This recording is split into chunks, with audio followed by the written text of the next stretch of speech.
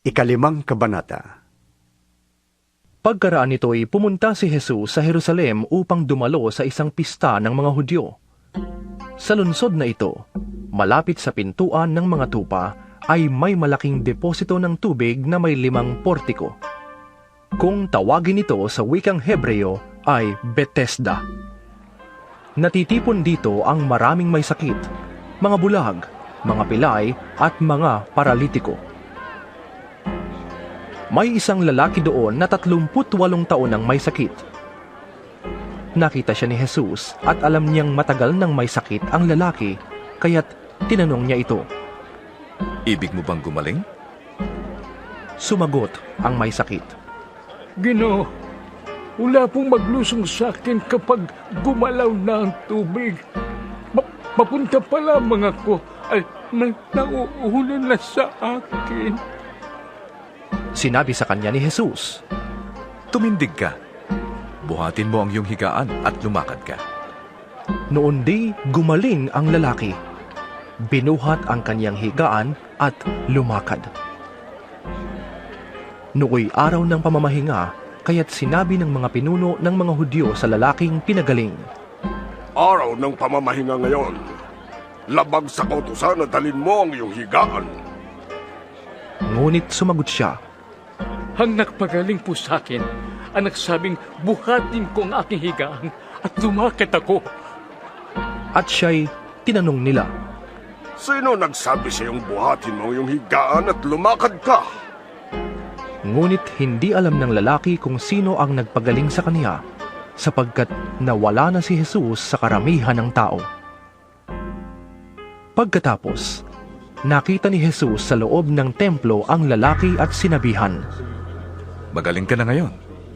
Huwag ka nang gumawa ng kasalanan at baka masahol pa riyan ang mangyari sa iyo. Umalis ang lalaki at sinabi sa mga Hudyo na si Jesus ang nagpagaling sa kaniya. Dahil dito, si Jesus ay sinimulang usigin ng mga pinuno ng mga Hudyo sapagkat nagpagaling siya sa araw ng pamamahinga. Ngunit sinabi sa kanila ni Jesus, Ang aking ama ay patuloy na gumagawa hanggang ngayon. At gayon din ako. Lalo namang pinagsikapan ng mga pinuno ng mga Hudyo na patayin siya, sapagkat hindi lamang niya nilabag ang batas tungkol sa araw ng pamamahinga. Sinasabi pa niyang ang Diyos ang kaniyang ama, at sa gayon ay ipinapantay ang kaniyang sarili sa Diyos. Kaya't sinabi sa kanila ni Jesus, Dapat ninyong malaman na walang magagawa ang anak sa kanyang sarili lamang.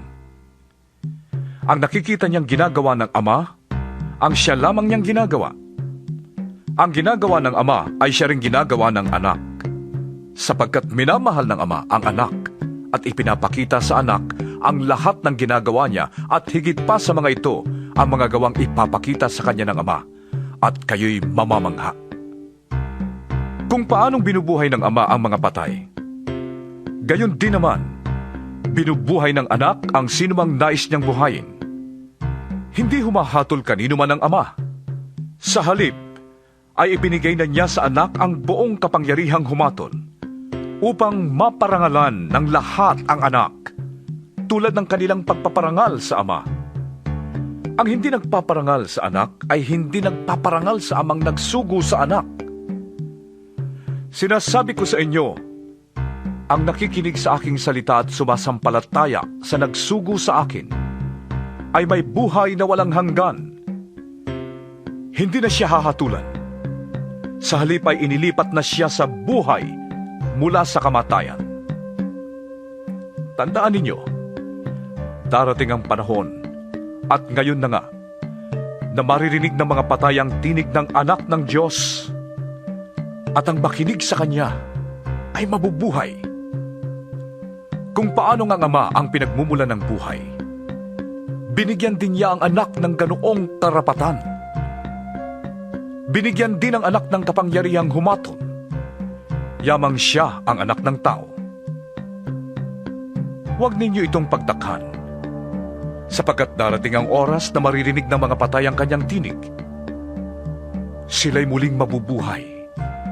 Lahat ng gumawa ng mabuti ay magkakaroon ng buhay na walang hanggan. At lahat ng gumawa ng masama ay parurusahan. Hindi ako gumagawa sa sarili ko lamang. Humahatol ako ayon sa sinasabi sa akin ng Ama, kaya't matuwid ang hatol ko. Hindi ang sarili kong kalooban ang aking sinusunod, kundi ang kalooban ng nagsugo sa akin. Kung ako lamang ang nagpapatotoo tungkol sa aking sarili, huwag ninyong tanggapin ang aking patotoo. Ngunit may ibang nagpapatotoo tungkol sa akin, at totoo ang kanyang sinasabi. Nagpasugo kayo kay Juan at nagpatotoo siya tungkol sa katotohanan. Hindi sa kailangan ko ang patotoo ng tao. Sinasabi ko lamang ito para maligtas kayo. Si Juan ay parang maningas na ilaw na nagliliwanag noon, at kayo'y sandaling nasiyahan sa kanyang liwanag. Ngunit may patotoo tungkol sa akin na higit pa sa patotoo ni Juan. Ang mga gawang ipinagagawa sa akin ng Ama, ang siya ko namang ginaganap. Yan ang nagpapatotoo na ako'y sinugo ng Ama. At ang Amang nagsugo sa akin ay nagpapatotoo rin tungkol sa akin. Kailan may hindi ninyo narinig ang kanyang tinig, ni nakita ang kanyang anyo. Walang pitak sa inyong puso ang kanyang salita, sapagkat hindi kayo nananalig sa sinugo niya. Sinasaliksik ninyo ang mga kasulatan, sa paniwalang doon ninyo matatagpuan ang buhay na walang hanggan. Ang mga kasulatang yan ang nagpapatotoo tungkol sa akin.